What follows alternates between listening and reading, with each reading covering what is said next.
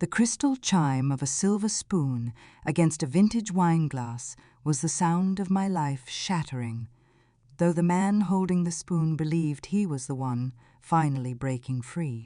We were sitting in the center of the Crimson Vault, Chicago's most prestigious steakhouse, a place where the air smelled of aged mahogany and expensive Cabernet. It was our 25th wedding anniversary, a silver milestone that I had spent months preparing for, only to realize I was dressed for a funeral I hadn't known was my own. Julian, my husband of 2.5 decades, stood up with a calculated elegance that made my skin crawl.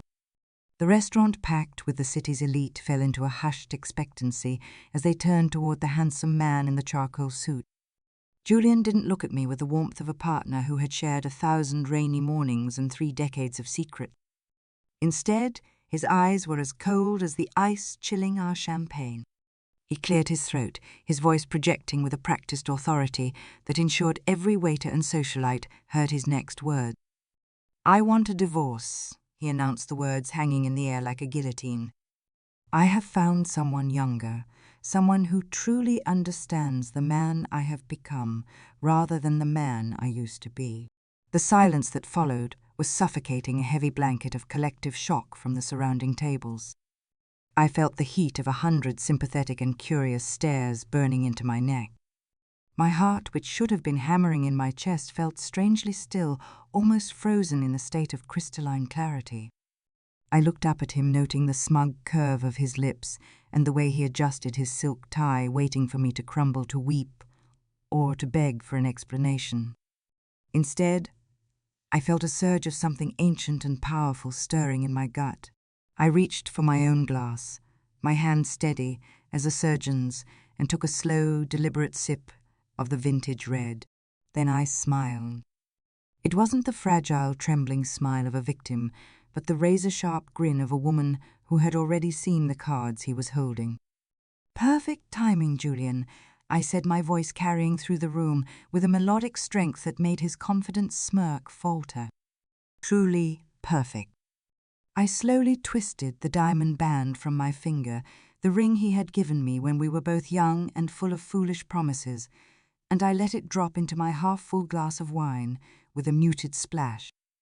I then stood up, smoothing the silk of my midnight blue gown, and addressed the entire room. "Since my husband has been kind enough to share his news publicly, I'd like to invite you all to a Freedom Gala I'll be hosting next Saturday at the Penthouse. Consider it a celebration of my long-overdue liberation." Julian's face flushed a deep, embarrassed crimson as the whispers began to ripple through the crowd like a wildfire. He hissed at me to sit down, claiming I was making a scene, but the irony was lost on him. He was the one who had staged this theater of humiliation, and now he was losing control of the script. As I gathered my clutch and turned to leave, I leaned in close to his ear, whispering words that only he could hear. "You think you've discarded me like an old coat, Julian, but you've forgotten that I'm the one who tailored your life. When the dust settles, you'll realize you didn't just leave a wife, you left the only thing keeping you relevant."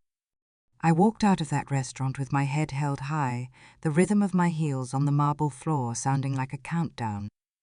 The cool Chicago wind hit my face as I stepped onto the sidewalk, and for the first time in 25 years, the air tasted like something I had forgotten existed. It tasted like autonomy.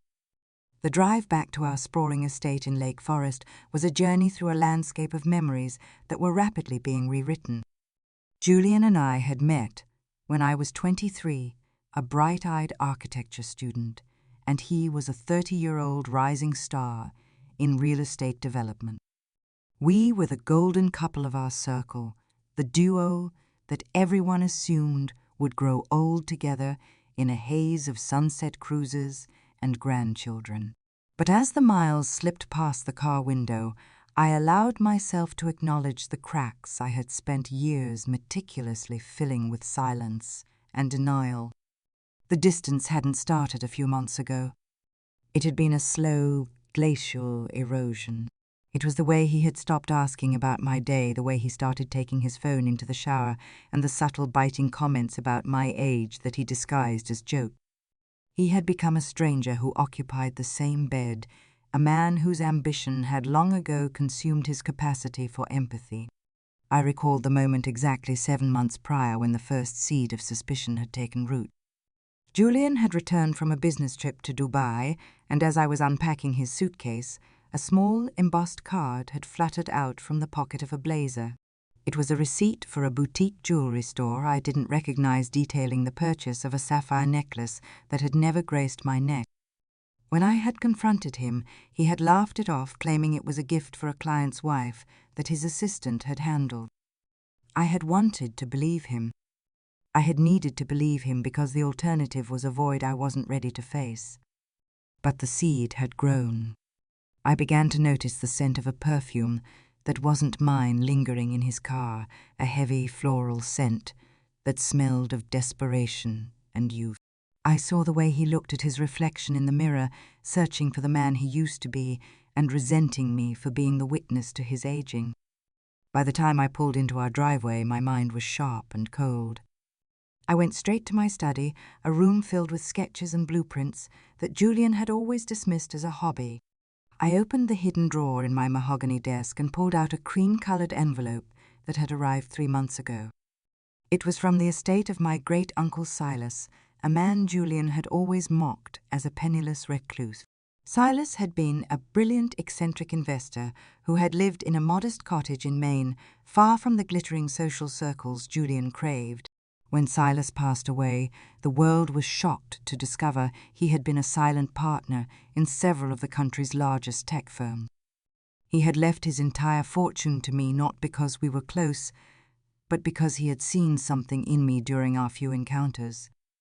He had seen a woman who was dimming her own light to let a lesser man shine.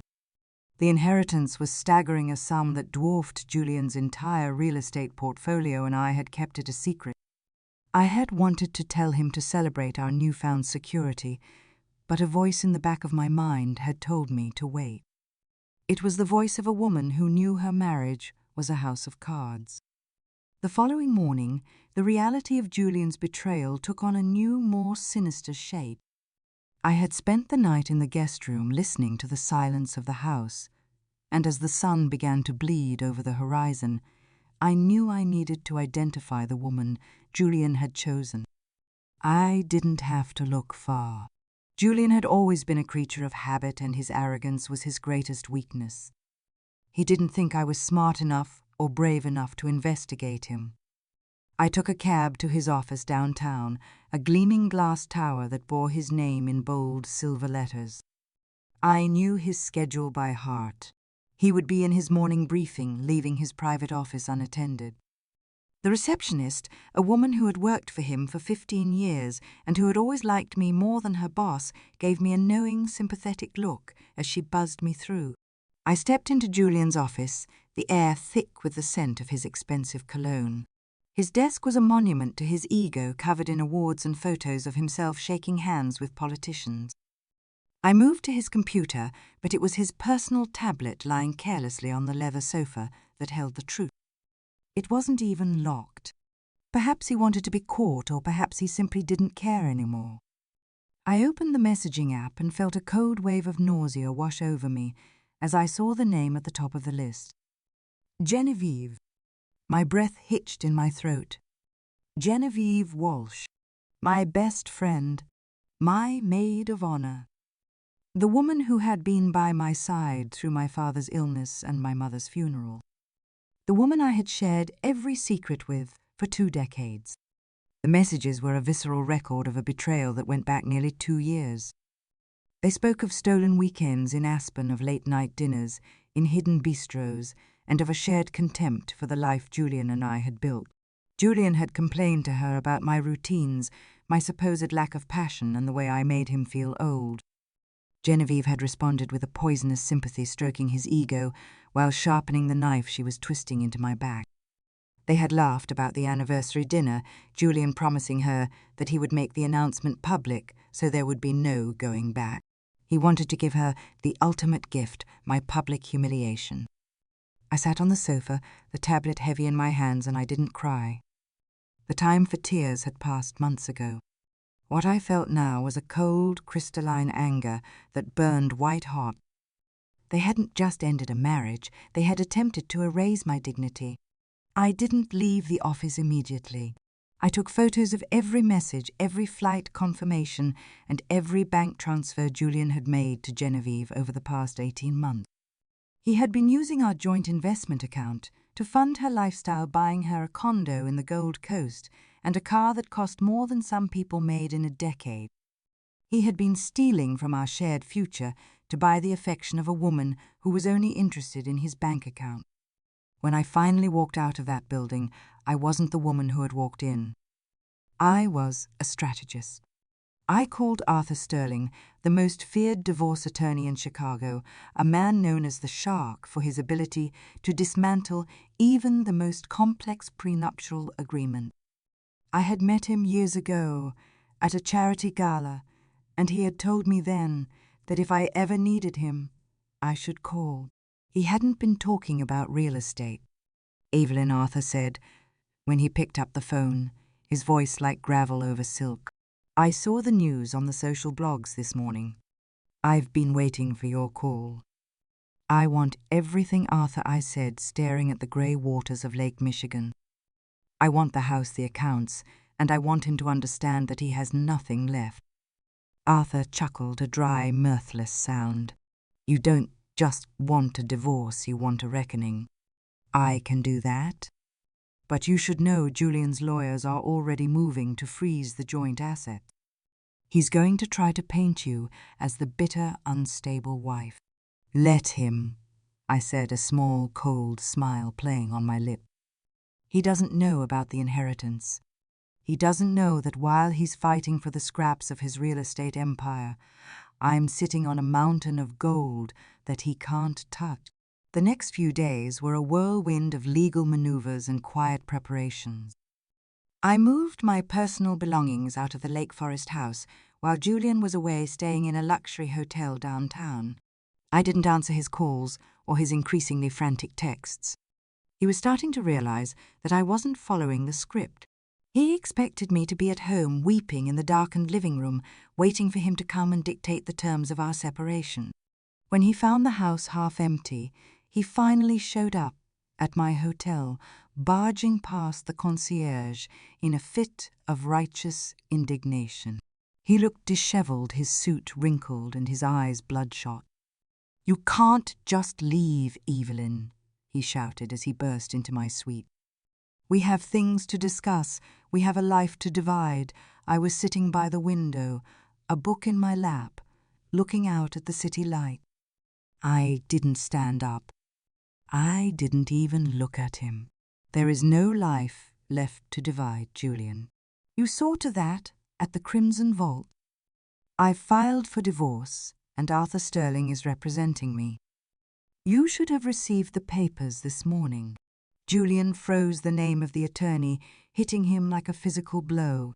Sterling, you hired that monster for a simple divorce. There is nothing simple about 25 years of lies and a 2-year affair with my best friend, I said, finally turning to face him. Julian's face went pale. You know about Genevieve, of course I know. I know about the condo, the car, and the $18,000 you spent on jewelry for her, while you were telling me we needed to scale back our charity donations. I know everything, Julian. And soon the whole city will know too. Julian tried to pivot, his voice softening into that manipulative tone he used when he was trying to close a deal. Evelyn, honey, I was confused. I was going through a crisis. Genevieve. She was just a distraction. We can work this out. We don't need to involve people like Sterling. Think of our reputation. I stood up, then my presence filling the room in a way that made him take a step back. You didn't think of our reputation when you decided to humiliate me in front of our peers. You didn't think of our life when you were in her bed. You made your choice, Julian. Now you get to live with it. I opened the door to the suite and gestured for him to leave. Don't come here again. Any further communication will go through our lawyers. Julian opened his mouth to argue, but something in my expression silenced him. He looked at me, and for the first time, I saw a flicker of genuine fear in his eyes.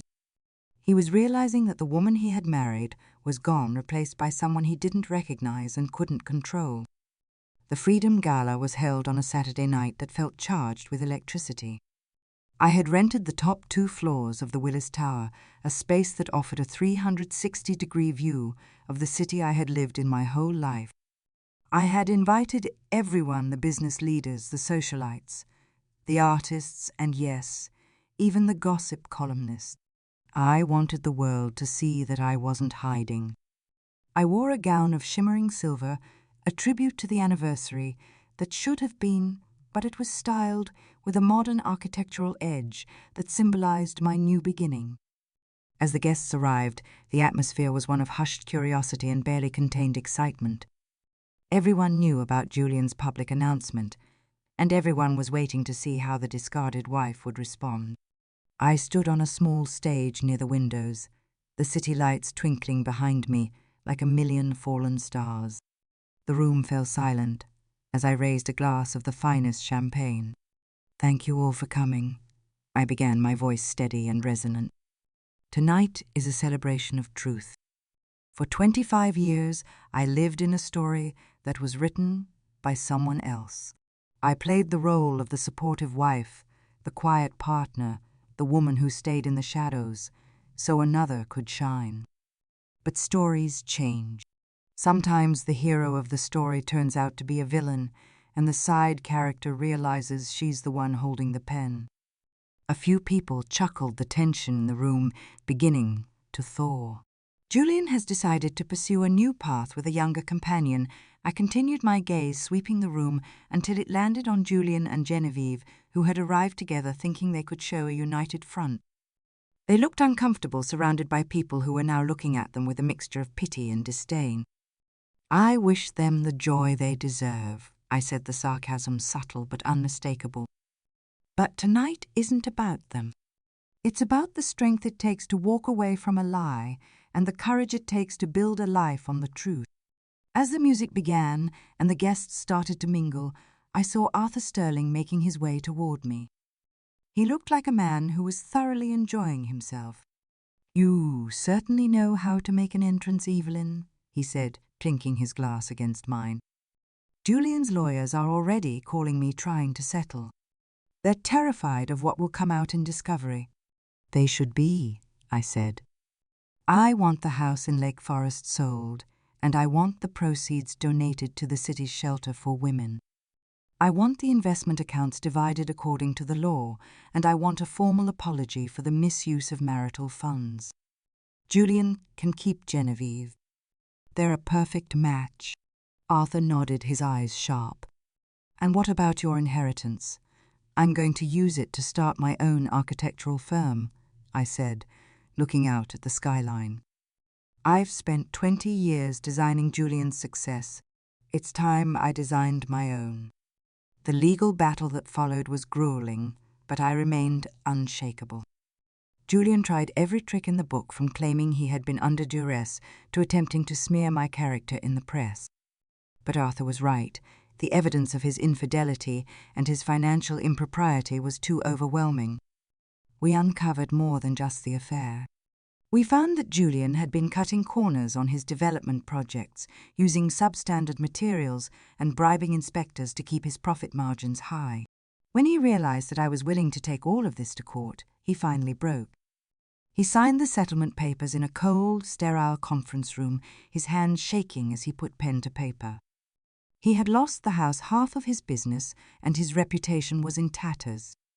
The man who had stood up at the Crimson Vault and thought he was king of the world was now just a middle-aged man with a mountain of debt and a girlfriend who was already starting to look at him with regret. Genevieve didn't stay long.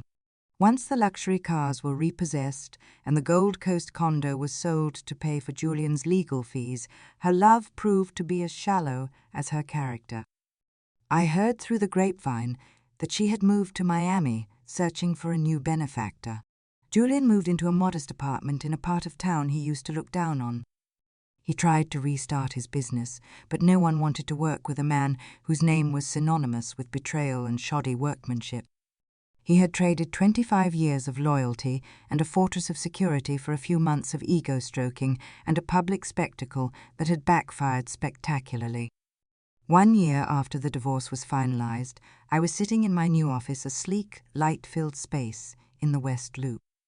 My firm, Sterling & Stone, had just won a major contract to design the city's new cultural center. I was surrounded by a team of young, talented architects who respected me for my vision and my skill. My life was full, not with the busy work of a socialite, but with the meaningful work of a creator. I had traveled to places Julian had always deemed too boring or too dangerous: the rugged coast of Iceland, the ancient temples of Kyoto, the vibrant streets of Lisbon. I had found a community of friends who valued me for who I was, not for whose wife I happened to be. I ran into Julian once, near the park. He looked older, his hair graying and his posture stooped. He was sitting on a bench, watching the children play, a lonely figure in a city that had moved on without him. He saw me, and for a moment he started to get up, as if he wanted to speak.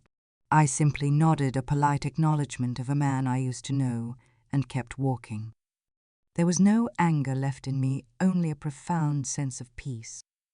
I had realized that the greatest revenge wasn't taking his money or ruining his career. It was living a life that was so rich and so authentic that his presence in it no longer mattered. The Freedom Gala hadn't just been a party, it had been a declaration of independence. I had learned that wealth isn't just about the balance in a bank account, it's about the integrity of one's soul. Julian had thought he was taking something from me that night at the restaurant, but he had actually given me back to myself. He had stripped away the illusions I had been clinging to and forced me to stand in the light of my own worth. I had lost a husband, but I had gained a life. As I look back on that 25th anniversary, I realized that Julian was right about one thing. It was perfect timing. If he hadn't humiliated me so publicly, I might have stayed in that dying marriage for another decade, slowly suffocating under the weight of his ego. I might never have discovered the strength I carried or the legacy great Uncle Silas had left me. I might have lived my whole life as a shadow, never knowing the brilliance of my own sun. The pain was real, the betrayal was deep, but the outcome was a resurrection. The lesson I carry with me now, and the one I share with the young women I mentor, is that you must never be afraid to let a dead thing go. We often cling to the familiar, even when it's poisonous, because we fear the unknown. We fear that if we lose our roles, we will lose ourselves. But the truth is the opposite. It is only when we shed the roles that no longer fit that we can finally grow into the people we were meant to be. Resilience is not about bouncing back to where you were, it's about leaping forward to where you belong. The city of Chicago continues to grow its skyline, a testament to the power of architecture and the persistence of human ambition.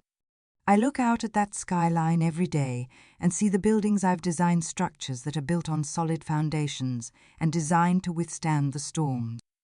My life is like those buildings now, strong, purposeful, and beautiful. I am no longer defined by the man who left me, but by the woman who stayed and built something better. The silver anniversary was a beginning, not an end. It was the moment I realized that while a ring can be dropped into a glass of wine, the fire of a woman's spirit can never be extinguished. As the sun sets over the lake, casting a golden glow over the streets, I feel a deep sense of gratitude for the journey. I am Evelyn Stone, an architect of my own destiny, a woman who found her voice in the silence of a shattered glass. I have learned that the most important structure you will ever build is your own character, and the most valuable asset you will ever own is your own peace of mind. The Freedom Gala continues in my heart every single day, a quiet, steady celebration of a life well lived and a heart well guarded. I often think of Silas and his quiet wisdom. He knew that money alone couldn't save me, but it could provide the bridge to a place where I could save myself. He saw the potential in me that I had buried under years of domesticity. Every project I complete is a tribute to him and to every woman who has ever been told she is less than she is. We are not defined by the betrayals of others, but by the grace with which we rise above them. We are not the victims of our history. We are the authors of our future. The wind from the lake blows cold, but I don't feel it. I am warm in the knowledge of who I am and what I have achieved. I have built a life that is mine alone, and it is more beautiful than anything I could have ever imagined when I was sitting at that table in the crimson vault. The glass was shattered, but the wine was sweet, and the toast I make now is to the woman who dared to smile when her world was falling apart, to the freedom of the truth and to the strength of the silver heart that refuses to be broken. Julian and Genevieve are distant memories, now ghosts of a past that no longer has any power over me. They are the cautionary tales in the book of my life, the chapters I read when I need to remember the importance of honesty and the cost of deception. I have moved on to a sequel that is far more interesting, a story filled with light and purpose. And as I turn the page on another day, I do so with a steady hand and a heart that is finally, irrevocably free. In the end, the story of my marriage wasn't a tragedy. It was a transformation. It was the catalyst for a metamorphosis that turned a supportive wife into a powerhouse of creativity and strength. It was the fire that forged a new soul.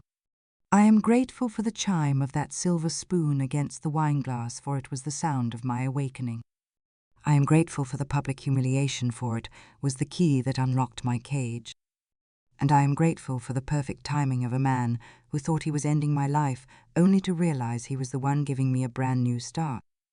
Now, as I stand on the balcony of my penthouse, the same city Julian thought he owned spread out beneath me, I know that I am exactly where I am supposed to be.